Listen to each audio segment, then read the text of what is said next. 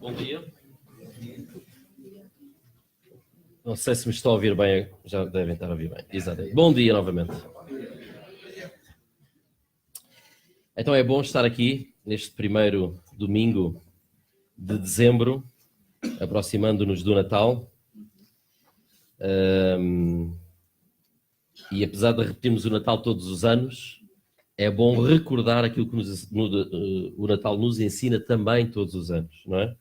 Então que este também seja um bom tempo, uma boa oportunidade de recuperarmos tudo aquilo que o Natal nos traz para as nossas vidas e recordarmos disso ao longo destes próximos dias, não é? 23 dias que se avizinham. Hoje nós vamos continuar com o tema central que nos tem dirigido até aqui, o Reino de Deus. Tema fundamental na mensagem de Jesus e que encontramos a partir de Mateus, Marcos e Lucas, mas também obviamente presente no resto do Novo Testamento. E o tema específico que hoje vos trago, talvez eu tentei encontrar um nome mais simples, não consegui, as minhas desculpas.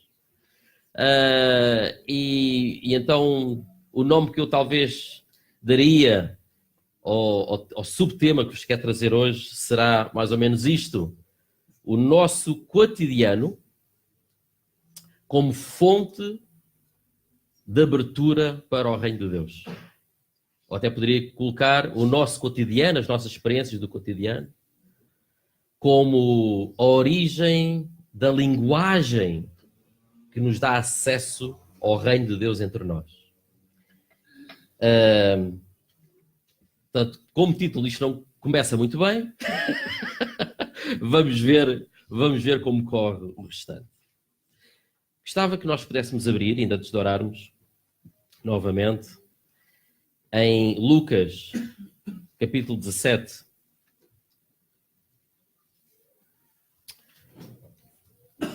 Versículos 20 e 21. Desculpem aqui eu estar a mexer. Mas desculpas ao grupo, não vou precisar mexer aqui nisto, depois eu volto a colocar tudo no sítio certo. Lucas 17, versículos 20 a 21.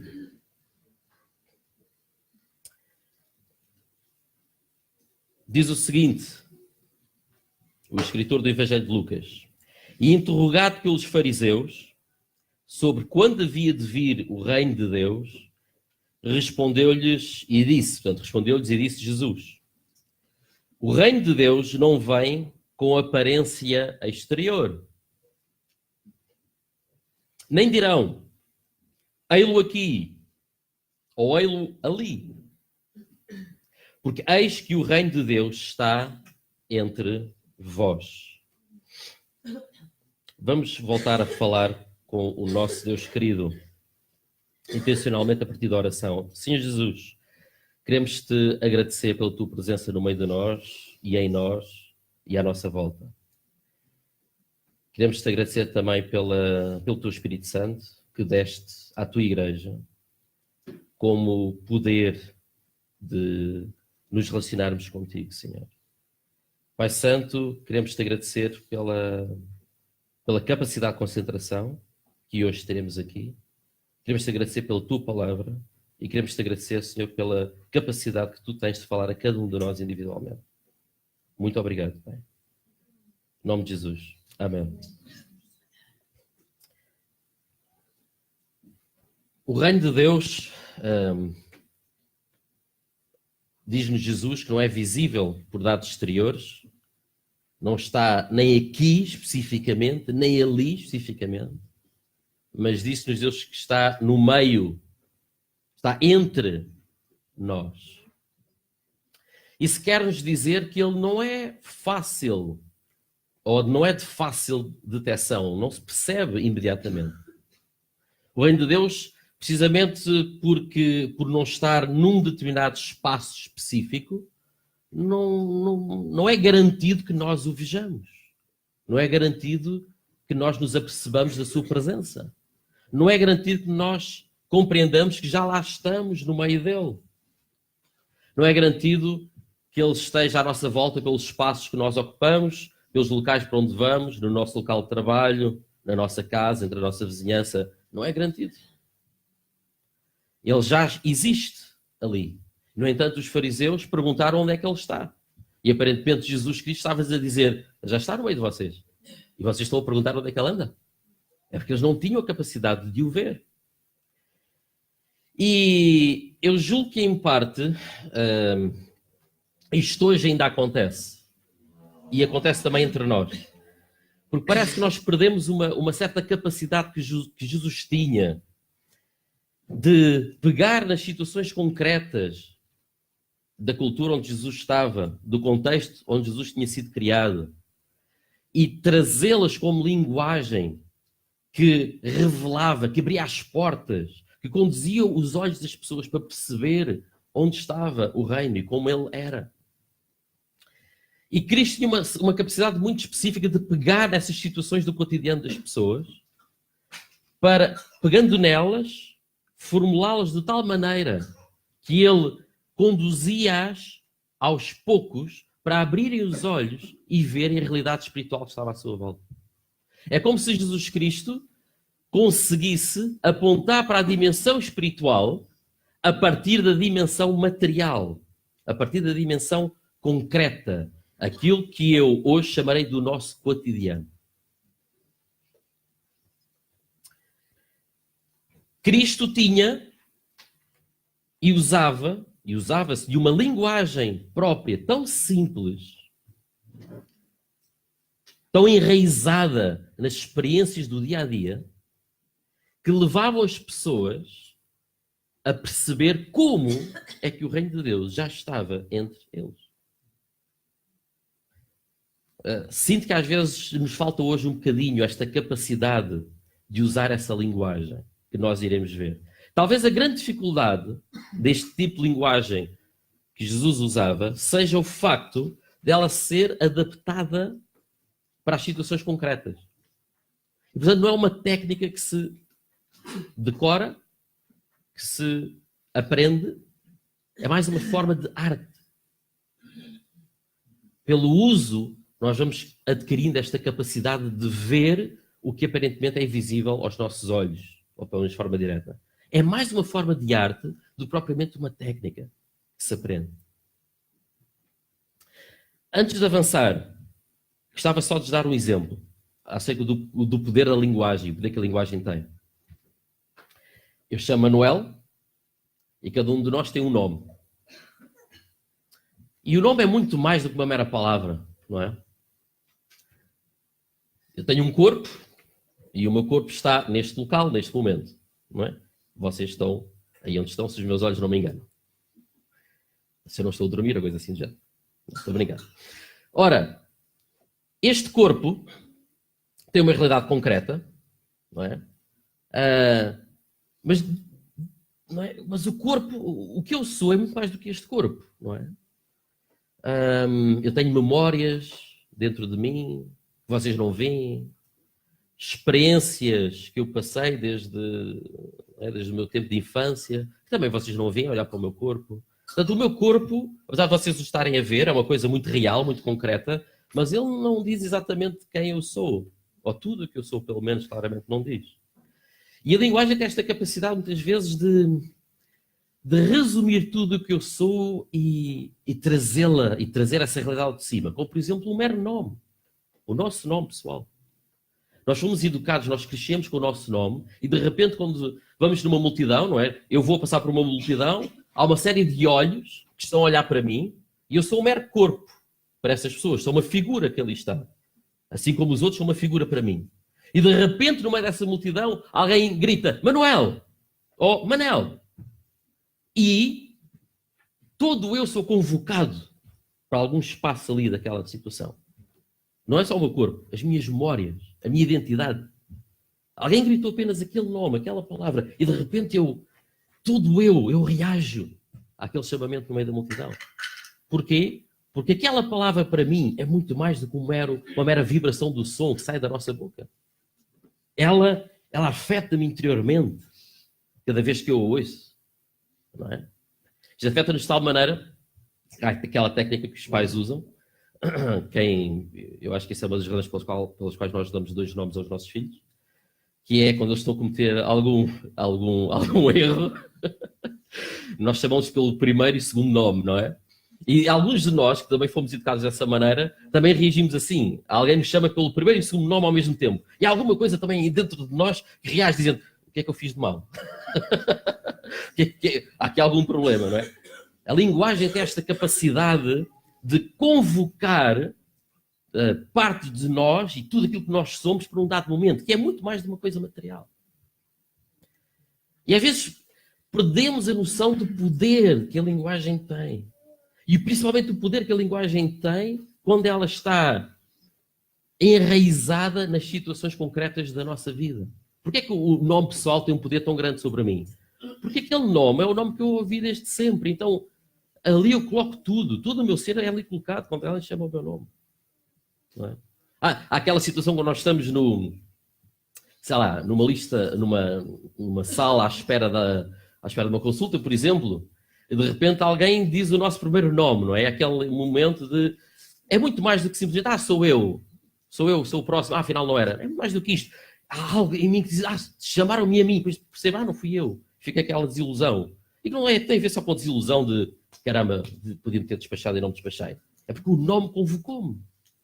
A linguagem tem esta capacidade. Não é? Quando alguém nos trata pelo nome pessoal, não é? O nome próprio, há tudo aqui algo mais do que simplesmente o facto de alguém ter reconhecido e ter-se lembrado do nosso nome. Nós reagimos aos nomes. Jesus Cristo sabia que nós reagimos à linguagem. E a linguagem, para ter efeito sobre nós, tal como o nome, ela tem que calar bem fundo quando nós ouvimos. Ela tem que dizer alguma coisa para o nosso coração, tal qual como o nome.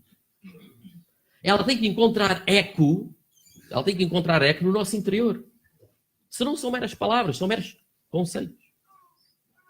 Tal como o nome,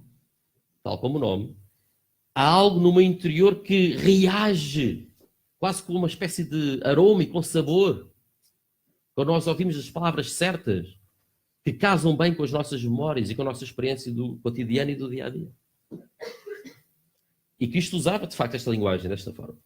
De que maneira? Talvez a maneira mais óbvia seja a das parábolas. Uma das coisas que me sempre fez e continua a fazer confusão é que nós abandonámos esta forma de Jesus Cristo falar. Deixámos de falar por parábolas, por imagens, por símbolos.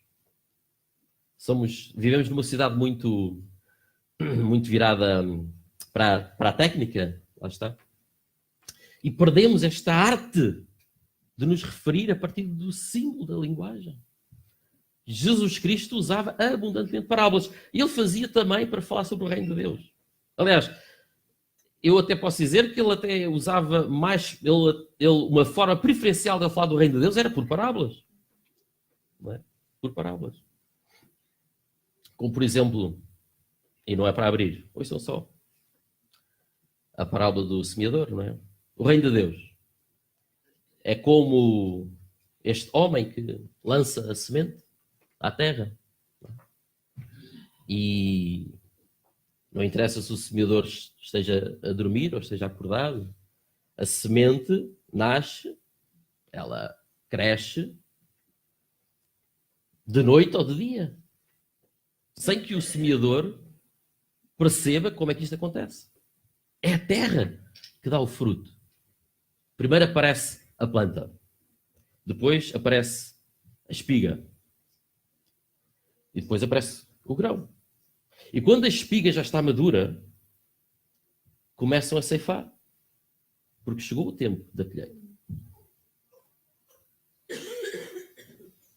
Vocês sabem que Jesus Cristo nasceu num campo.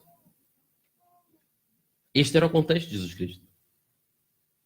O que quer dizer que ele usava abundantemente figuras e linguagens referentes à agricultura, à pastorícia. Porque era esse o seu contexto. E naquele tempo era provavelmente o contexto de 95% da população mundial. As pessoas viviam da agricultura, viviam no meio do campo. E esta linguagem que Jesus Cristo utilizava para se tentar abrir o entendimento das pessoas para o reino de Deus, era uma linguagem que encontrava eco no coração de cada um. Porque as pessoas sabiam o que era o semeador, sabiam o que era a semente, sabiam dos processos diários que pertenciam ao seu cotidiano. E compreendiam, pelo menos, a história. Pelo menos a história. Podiam provavelmente não compreender o significado da história, mas já lá vamos. Mas compreendiam a história. Sabiam relacionar-se com ela. Não entendiam, não começavam a entender esta abordagem de Jesus como uma espécie de explanação teológica acerca do reino de Deus. Não. Os seus ouvidos abriam-se, primeiro, para uma história que tinha a ver com o que eles faziam no seu dia-a-dia. Para eles não era teologia. Para eles era vida. Para eles era a sua vida concreta.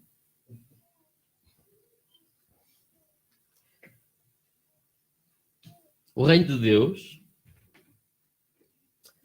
é semelhante a um grão de mostarda. Uma das mais pequenas das sementes. Que, quando é semeada, nasce ao ponto de se tornar um dos maiores arbustos.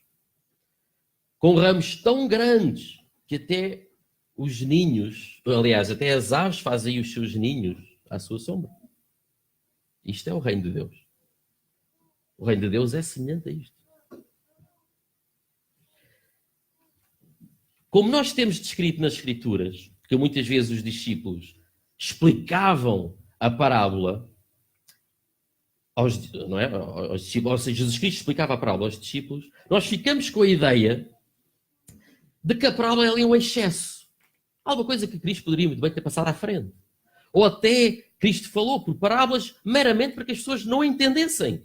Não entendessem. Mas depois reservou a explicação para os seus discípulos mais próximos. Porque, de facto, Cristo não explicou todas as parábolas aos discípulos, mas explicou algumas. A nossa reação ao ler estes textos é dizer, pois, a parábola... Enfim, vamos evitar a parte da parábola, vamos saltar a parte da parábola e vamos imediatamente à explicação. É fruto da nossa cultura também muito virada para a técnica. Não é? Vamos passar aqui a primeira parte e vamos imediatamente para aquilo que interessa, que é a explicação. E esquecemos que a parábola enraizou a atenção das pessoas sobre o reino de Deus numa experiência concreta das suas vidas. Abriu-lhes, ou abriu-lhes o entendimento, levou-os a fazerem perguntas para estarem preparados para a explicação. A parábola também foi contada aos discípulos. E eram sempre contadas aos discípulos.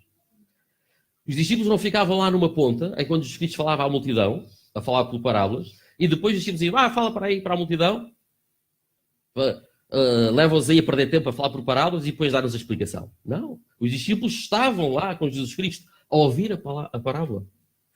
E essa forma de linguagem que Jesus Cristo utilizava levava os próprios discípulos a, antes de ouvirem a explicação, começarem já com a atenção certa, necessária, para compreender, afinal, do que é que o reino de Deus se tratava.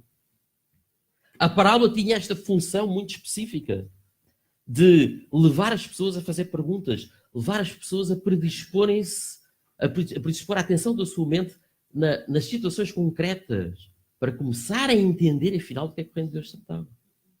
Mas nós, na nossa cultura, o que é que fazemos? Saltamos imediatamente para a explicação. Eu confesso que estou um bocado frustrado aqui hoje. Porque, em parte, o que é que eu estou aqui a fazer? Estou a fazer a parte da explicação. Não tive coragem de chegar aqui só com uma parábola e ir-me embora. Talvez seja esse o problema, a falta de coragem. O reino de Deus é como o fermento que uma mulher tira, mistura em ali 3 medidas de farinha, né? e vai misturando até levedar toda a massa. Isso é o reino de Deus. É isto que ele é semelhante. Para a maioria de nós, estas imagens, esta linguagem, vou ser sincero, pelo menos para mim, já não nos diz muito. Ainda há pouco estava a falar com uma pessoa que está aqui,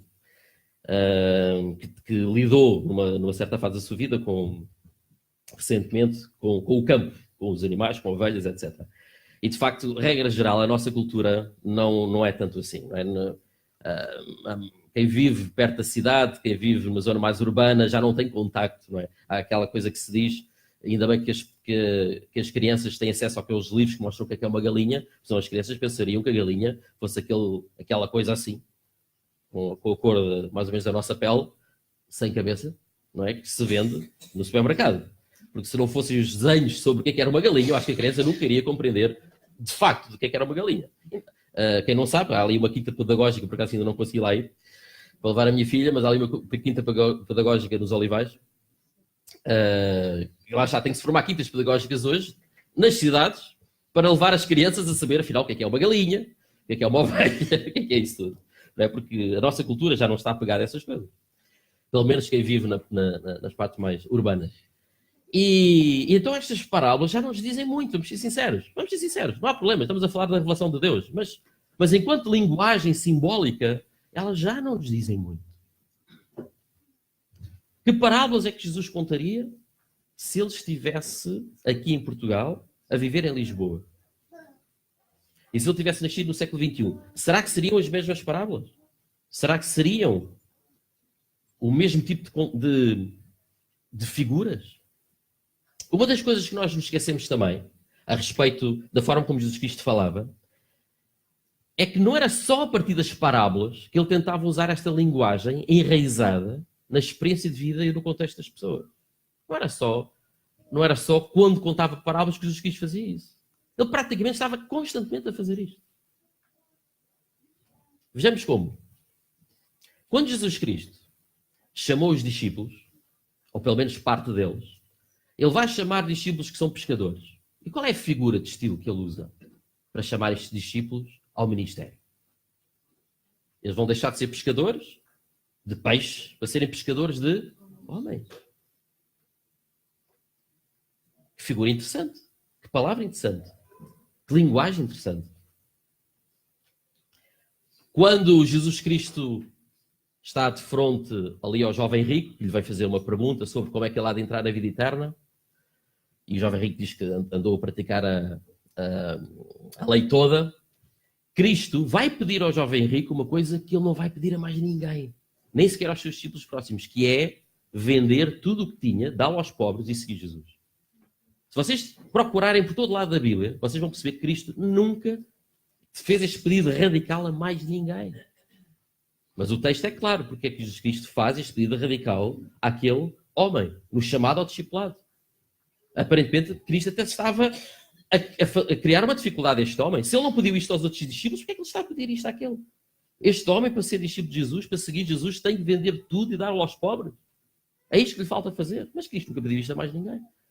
Mas Cristo foi direto à situação concreta daquela vida, de um homem que estava totalmente subjugado pela escravatura que às vezes as posses nos dão. Era aquilo que lhe dava segurança. Era a sua riqueza que lhe dava segurança. E ele não conseguia livrar-se da sua riqueza para seguir Jesus. Então Cristo faz este pedido específico. Quando em João 7, não estou-vos a dar os títulos, João 7, 37, 38, mas ouçam só, nós temos esta expressão muito conhecida. Se alguém tem sede, venha a mim e beba. Quem crê em mim, como diz a Escritura, no seu interior fluirão rios de água viva. Vou voltar a ler. Se alguém tem sede, venha a mim e beba. Quem crê em mim, como diz a Escritura, no seu interior fluirão rios de água viva. Esta expressão, rios de água viva, nós vemos utilizadas para N contexto no nosso meio. N. Ela quase se tornou uma espécie de expressão concreta dentro da teologia, não é? Rios de água viva. Qual foi o contexto em que Cristo falou estas palavras? Porquê é que Cristo usou a expressão rios de água viva aqui? É curioso, porque os fariseus tinham convencido, digamos assim, os saduceus, quase que obrigado em termos culturais, a implementar uma espécie de acrescento à lei, em termos rituais, quando eles estavam na festa dos tabernáculos. E quando havia a festa dos tabernáculos, apesar disso não estar descrito na lei, os fariseus faziam uma espécie de ritual próprio, iam buscar um jarro, iam buscar água com um jarro ao tanque de Siloé, e faziam uma procissão com o jarro, com a água, até ao templo. Então, na festa dos tabernáculos, os fariseus tinham implementado esta tradição cultural de levar o jarro até ao templo. E quando o jarro está a ser levado, Cristo diz estas palavras: se alguém tem sede, venha a mim e beba. Quem crê em mim, como diz a Escritura, no seu interior fluirão rios de água viva. Rios de água viva não é um conceito teológico, é um conceito do cotidiano das pessoas, que Cristo utilizou para explicar algo, quem ele era. Eu sou o pão da vida, a expressão que nós todos conhecemos. Deus com pão. Em que contexto é que isto foi preferido por Jesus Cristo? Curiosamente, se vocês olharem lá o contexto em João 6:32 e o contexto à volta, Cristo decidiu comparar-se ao pão para um auditório que estava a ser constituído, para uma multidão que estava a ser constituída por pessoas que há bem pouco tempo tinham sido alimentadas pelo milagre da multiplicação dos pães e dos peixes. Estas mesmas pessoas que no deserto tinham sido alimentadas por Jesus Cristo, pelos discípulos, mas obviamente por este milagre de Jesus Cristo, tinham agora chegado àquela zona, tinham sido do deserto, e tinham acompanhado Jesus, e Cristo diz-lhes: eu sou o pão da vida. Depois de ter realizado aquele milagre, depois daquela evidência fantástica de que alguma coisa tinha chegado, tinha impactado a vida daquelas pessoas. E é aí que Cristo decide usar a expressão: eu sou o pão da vida.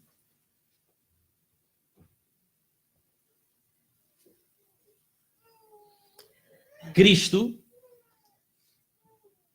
ligava de tal maneira ao contexto e às situações concretas da nossa vida, da vossa e da minha, da tua e da minha, que ele nem sequer se importa de usar as mesmas palavras com sentidos completamente diferentes. Aquela expressão, ou aquela palavra, ou aquele símbolo do fermento, que há pouco eu vos falei, como sendo um símbolo do reino de Deus, o fermento, qual é o outro contexto em que a palavra fermento aparece na boca de Jesus? Cuidado com o fermento dos fariseus e dos saduceus. Ou seja, Cristo importava-se muito mais com o teu e com o meu contexto e com a linguagem que ele iria utilizar do que estar a pensar: eu já usei esta palavra, fermento, para me referir ao reino de Deus, mas se calhar não convém usar a mesma palavra ou o mesmo símbolo fermento para me referir ao pecado. Cristo não queria saber disso. Cristo queria saber do contexto exato em que ele estava. Então, de repente, a palavra fermento, que simbolizava o reino de Deus, passou a simbolizar pecado, que é exatamente o oposto. Cristo não estava preocupado com essas formulações. Queria saber se a mensagem que falávamos era concreta. E se a linguagem que usávamos, concreta para as nossas situações, e se a linguagem que usávamos, de fato, conseguiria predispor as pessoas para começar a ver o reino de Deus à sua volta.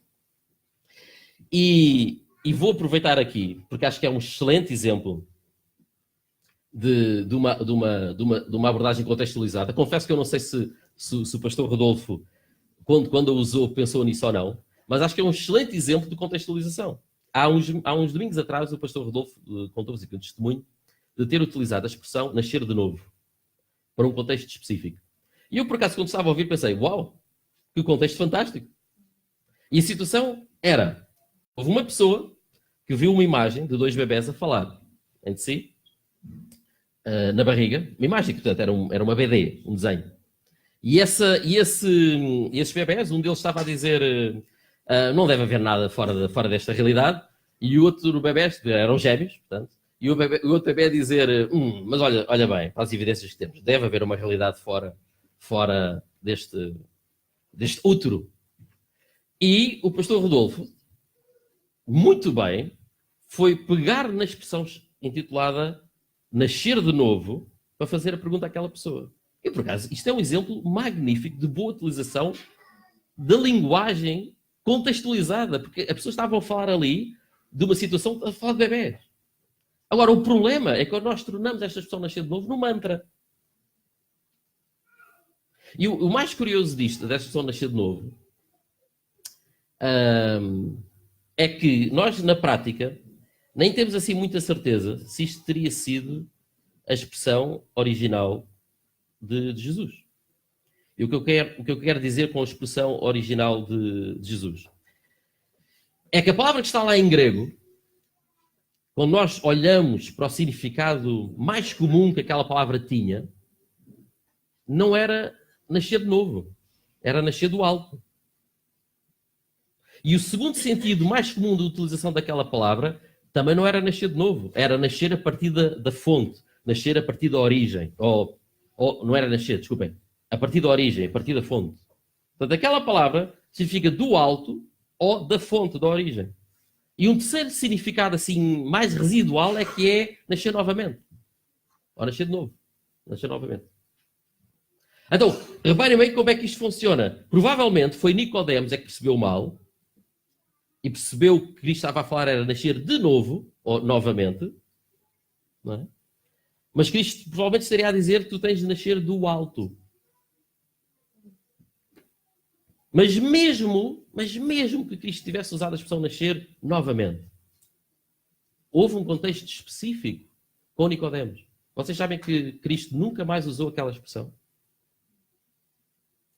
Cristo usou aquela expressão uma vez para aquela pessoa e nunca mais a utilizou. E às vezes transformamos essa expressão numa espécie de resumo do Evangelho que aplicamos chapa 5 a cada pessoa que nos aparece à frente. Mas nascer de novo foi usado uma vez por Jesus Cristo. Uma vez. E curioso, porque isto tem a ver também com as relações da história da Igreja Evangélica aqui em Portugal. Como na década de 80, e antes disso, a única forma dos evangélicos portugueses terem acesso a boa literatura numa década onde basicamente as pessoas não sabiam ler inglês, nós tivemos muito de usar e as pessoas do Brasil que estão aqui não têm ideia da bênção que a literatura brasileira foi para a comunidade evangélica em Portugal durante pelo menos até a década de 90, e ainda é, mas agora há outra facilidade de acesso, é diferente, as pessoas também já sabem ler os originais em inglês, então as pessoas que nem têm ideia de quanto é que a literatura e as traduções do Brasil alimentaram a espiritualidade aqui em Portugal durante, sei lá, pelo menos até a década de 90, ou pelo menos até os inícios da década de 90. Portanto, é uma coisa que se calhar até tem essa noção, mas se calhar não tem, não sei. Mas curiosamente, às vezes isto também tem o outro lado da moeda. E o outro lado da moeda qual é? A própria expressão nascer de novo, aqui em português de Portugal, nós não falamos assim. Quando é de novo, não é de novo, nós dizemos novamente. Nós dizemos nascer novamente. Em bom português de Portugal, nós usamos a expressão nascer novamente. Nascer outra vez. Nós não usamos a expressão nascer de novo. É uma questão de linguística. Mas ela entrou e enraizou-se de tal maneira na cultura evangélica portuguesa que o nascer de novo, que nem tem a ver propriamente como os portugueses costumam falar, tornou-se como uma espécie de figura geral do que é a conversão. Quando a expressão não está de facto enraizada no contexto específico quando nós falamos com as pessoas.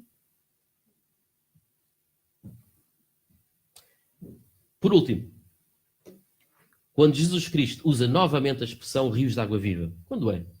Quando é que Jesus Cristo repete a expressão rios de água viva? Quando está a falar com a mulher samaritana. E qual é o contexto da mulher samaritana? Muito interessante. A mulher samaritana está ali a tirar água de um poço. E Cristo chega-se ao pé dela e diz-lhe que tem sede. Diz-lhe que tem sede.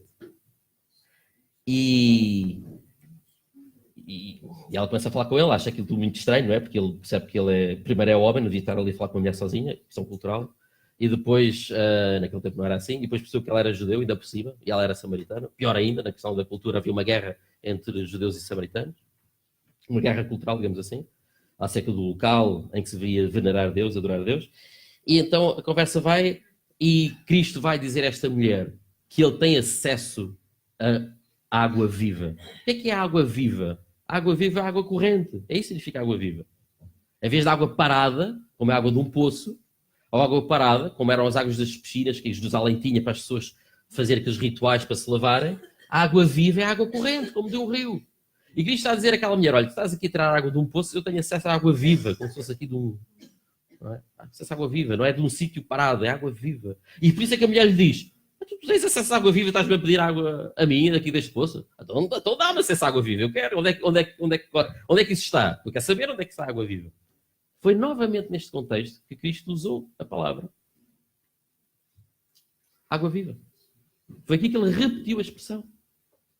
O que quer dizer que Cristo, tanto pelas palavras como a forma como ele se relacionava com as pessoas e falava com elas, ele usava a linguagem enraizada no cotidiano de cada um para mostrar, para desvelar, para trazer à luz a realidade espiritual para a qual ele estava a apontar, nomeadamente a realidade do reino de Deus que está entre nós. E se calhar as parábolas que nós hoje deveríamos usar para falarmos sobre o reino de Deus, sei lá, deveriam ser, por exemplo, agora estou a falar do meu contexto, o reino de Deus é como um homem que está no metro,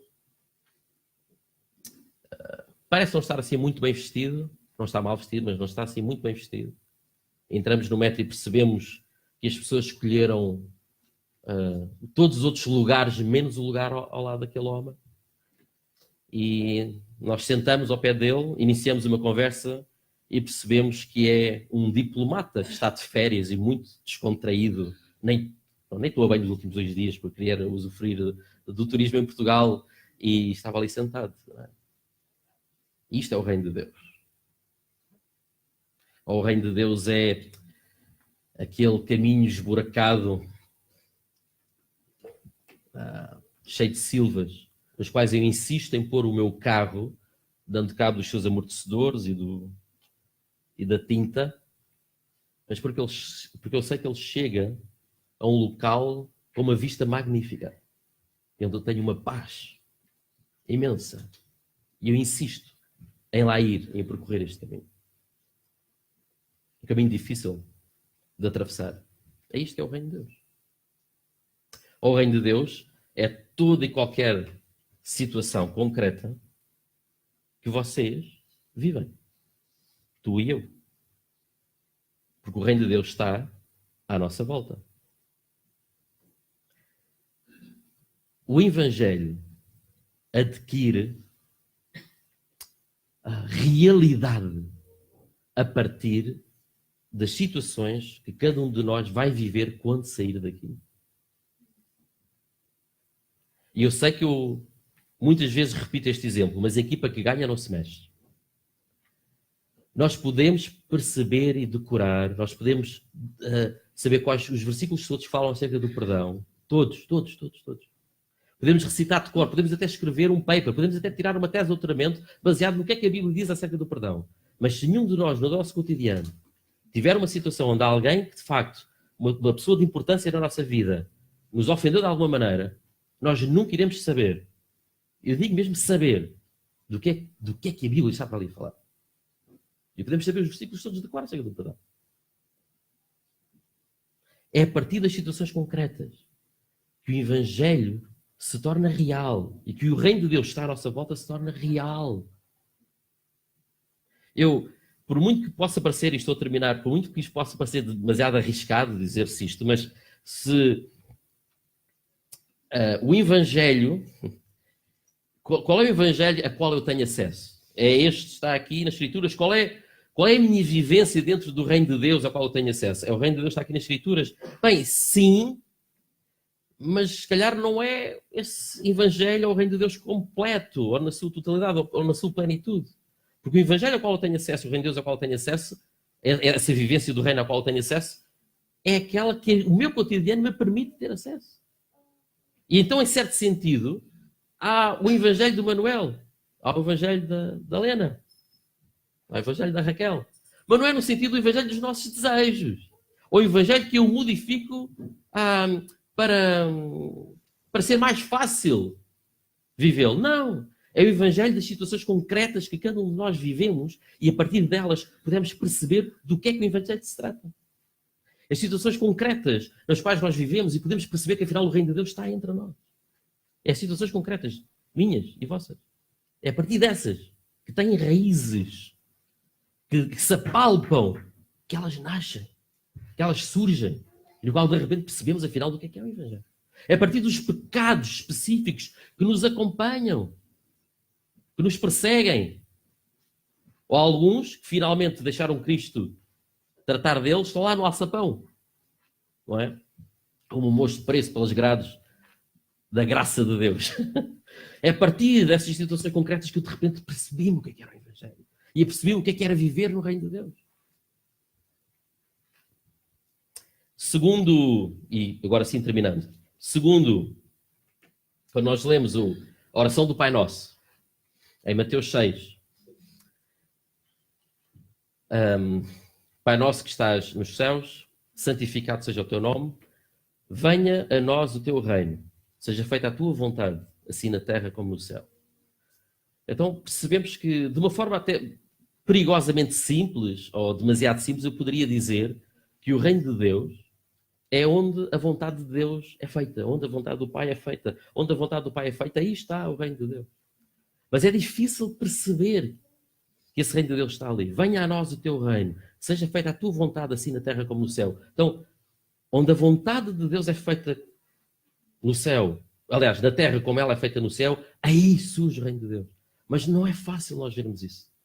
Não é fácil nós vermos isso. Porque se calhar nos falta esta linguagem específica de nos referirmos e percebermos que é a partir das situações concretas do nosso dia-a-dia que nós vamos, que as escamas dos nossos olhos vão caindo e vamos percebendo o reino de Deus à nossa volta. Falta-nos readquirir essa linguagem. Desculpa eu não vos ter ensinado nenhuma técnica aqui hoje. Desculpa-vos ter apenas apontado um caminho para o qual eu não tenho ainda ferramentas, porque eu não tenho ainda ferramentas para isto. Eu estou a tentar perceber ainda como navegar por estas águas. Mas é a partir das situações que vocês vão passar, e eu, nesta semana, que o reino de Deus vai surgir. E que a oportunidade de compreendermos e aplicarmos o Evangelho à nossa situação concreta, à nossa vida. E que assim seja. E que Deus nos revele isso. E que nos ajude a ter a linguagem certa para tornar essa realidade concreta, perceptível, visível. Podemos orar? Paizinho, obrigado porque tu encarnaste. Obrigado porque tu decidiste tornar como tua uma cultura específica, que foi a cultura judaica. Decidiste tornar como tu aquela vizinhança, aqueles bairros, aquelas famílias, aquela região, Senhor, da Galileia como tua. Obrigado porque tu usaste cada uma dessas expressões.